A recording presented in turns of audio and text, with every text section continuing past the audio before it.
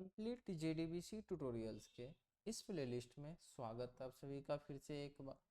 तो last video में हम लोग कॉलेबल स्टेटमेंट इंटरफेस को समझ रहे थे, जहाँ पे हम कॉलेबल स्टेटमेंट इंटरफेस को समझ चुके थे क्या होता है नहीं होता।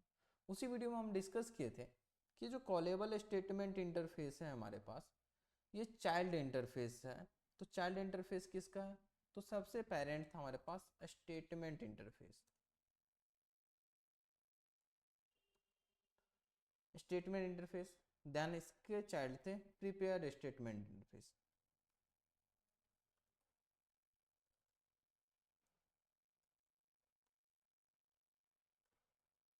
और इसी का चाइल्ड था हमारा कॉलेबल स्टेटमेंट इंटरफेस।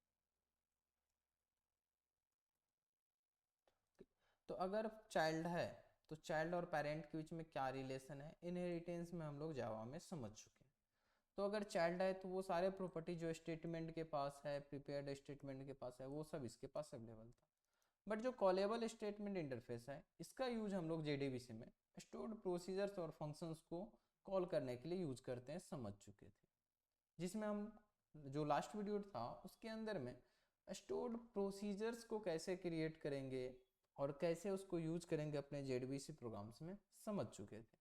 आज का जो वीडियो है, इस वीडियो में हम लोग समझेंगे कि फंक्शंस कैसे क्रिएट करेंगे एसक्यूएल के अंदर में और उस फंक्शंस को कैसे कॉल कर सकते हैं अपने जेडीबीसी प्रोग्राम्स के थ्रू। तो फंक्शंस अगर क्रिएट करना चाहते हैं तो इसके लिए भी हम यहाँ पे सिंटैक्स लिख चुके हैं और एक एग्जांपल्स दे चुके हैं, आप इसको देख सकते हैं। सेम ही तरीका है, जैसे प्रोसीजर्स क्रिएट करते थे ऐसे ही फंक्शंस भी क्रिएट करते हैं। फंक्शंस में क्या करेंगे हम लोग, क्रिएट प्रोसीजर्स में प्रोसीजर्स लिखते थे, फंक्शंस में फंक्शंस लिखेंगे, फंक्शंस का नेम और यहाँ पे जो पैरामीटर्स पास करेंगे इन या आउट मेंशन नहीं करेंगे, क्योंकि फंक्शन सिर्फ और सिर्फ इन पैरामीटर्स ही एक्सेप्ट करेगा, आउट पैरामीटर्स एक्सेप्ट नहीं करता। और फाइनल कोई ना कोई हम वैल्यू रिटर्न करने वाले, जिसमें एक कीवर्ड डिटर्मिनिस्टिक का भी यूज करेंगे, डिटर्मिनिस्टिक नॉन डिटर्मिनिस्टिक भी यूज करते हैं।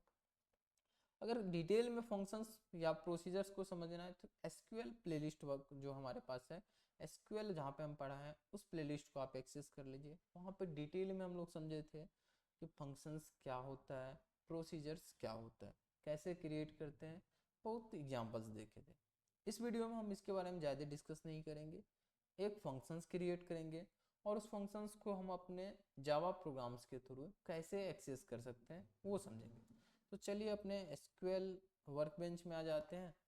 तो मैं एसक्यूएल वर्कबेंच में एक फंक्शंस क्रिएट कर लेते हैं, प्रोसीजर्स ऑलरेडी क्रिएट कर चुके थे। फंक्शंस को सिलेक्ट करके क्रिएट फंक्शंस पे आते हैं। तो यहाँ पे बाय डिफॉल्ट आ चुका है क्रिएट फंक्शंस। यहाँ पे फंक्शंस का नाम हम अपने अकॉर्डिंग रख देते हैं गेट टोटल। सपोज टोटल कितने स्टूडेंट्स है, जैसे स्टूडेंट टेबल हमारे पास था तो टोटल कितने स्टूडेंट है वो काउंट करना चाहते हैं, गेट टोटल रिकॉर्ड। ओके, यहाँ पे हम जो पैरामीटर्स पास करना चाहते हैं कर सकते हैं, फिलहाल नहीं कर रहे हैं।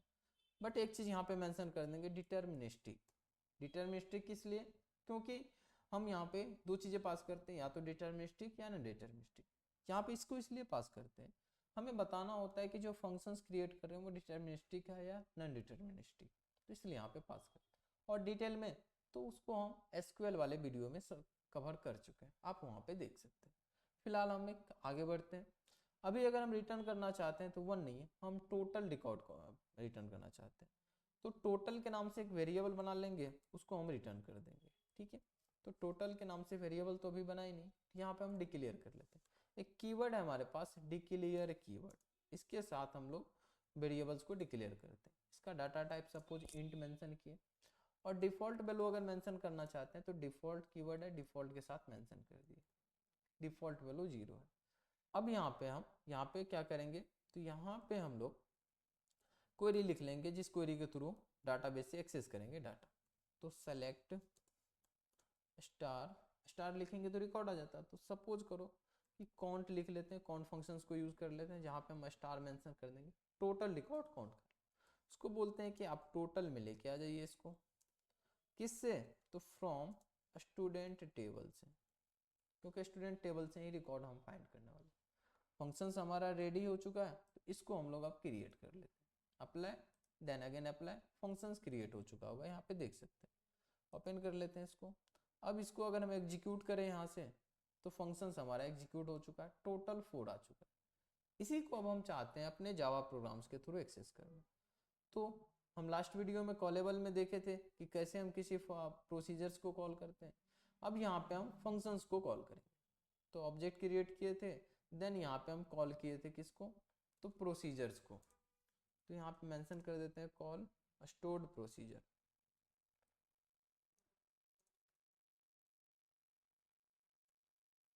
ओके, आज हम लोग फंक्शंस को कॉल करने वाले हैं।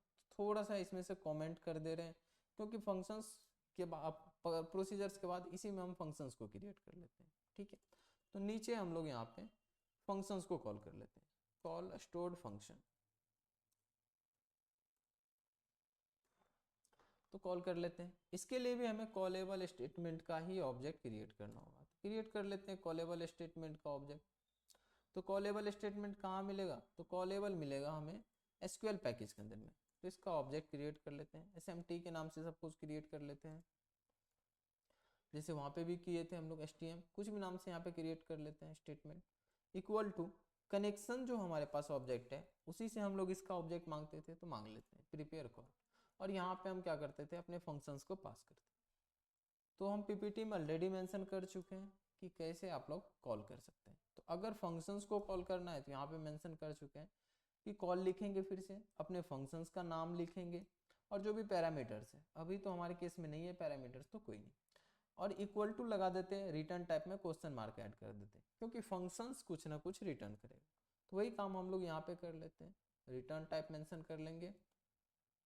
ओके, देन उसके बाद इक्वल टू और कॉल कीवर्ड्स के साथ कॉल कर लेते हैं, get total record. Get total record को हम कॉल कर लेते हैं। अब ये और पैरामीटर्स है तो सेम उसी तरीके से हम इसको भी कर लेते हैं, stm dot register dot parameters, smt okay dot register dot parameters. First index पे था जो कि इंटीजर्स नंबर रिटर्न होने वाला है, तो टाइप्स डॉट बताए थे अभी, टाइप्स डॉट इंटी कर लेंगे हम लोग या इंटीजर्स। ठीक है, अब इसके बाद हम इसको एग्जीक्यूट करते थे, सेम तरीका है एग्जीक्यूट करने का। तो smt डॉट एग्जीक्यूट मेथड को कॉल कर देंगे और जो भी रिकॉर्ड हमें चाहिए तो वो सेम तरीका से हम गेट कर लेंगे जैसे पिछले टाइम्स किए थे। smt dot gate integer number है तो गेट इंट, फर्स्ट इंडेक्स से मिल जाएगा। सेम तरीका है, बस फंक्शंस को कॉल करना था तो फंक्शंस रिटर्न करता है वैल्यू, तो क्वेश्चन मार्क हम मेंशन कर दिए। प्रोसीजर्स रिटर्न नहीं करता था तो नहीं रिटर्न लिए थे हम कुछ भी। चलिए एग्जीक्यूट करके देखते हैं। तो जैसे ही इसको एग्जीक्यूट करेंगे हमें मिलेगा 4।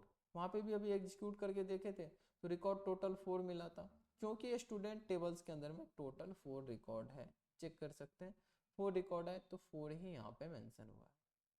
तो इस वीडियो में हम समझ चुके हैं कि फंक्शंस क्या होता है कॉलेबल स्टेटमेंट के अंदर में और प्रोसीजर्स क्या होता है, दोनों समझ चुके हैं। कब किसको यूज करेंगे वो भी समझ चुके हैं। तो उम्मीद करते हैं कि ये वीडियो आपको पसंद आया होगा और कॉलेबल स्टेटमेंट्स क्लियर हो गया होगा कि क्यों यूज करते हैं और कैसे यूज करते हैं। तो चलिए इस वीडियो में इतना ही रहने देते हैं, मिलते हैं हम फिर से नेक्स्ट वीडियो में जहाँ पे हम नेक्स्ट टॉपिक को डिस्कस करेंगे। और नेक्स्ट टॉपिक में हमारा होगा कि स्टेटमेंट, प्रिपेयर्ड स्टेटमेंट और कॉलेबल स्टेटमेंट में क्या डिफरेंसेस है। पिछली वीडियो में हम लोग स्टेटमेंट, प्रिपेयर्ड स्टेटमेंट में डिफरेंसेस समझ चुके थे, अभी हम लोग समझेंगे इन तीनों में क्या डिफरेंसेस है। ओके, तो चलिए इस वीडियो में इतना ही रहा।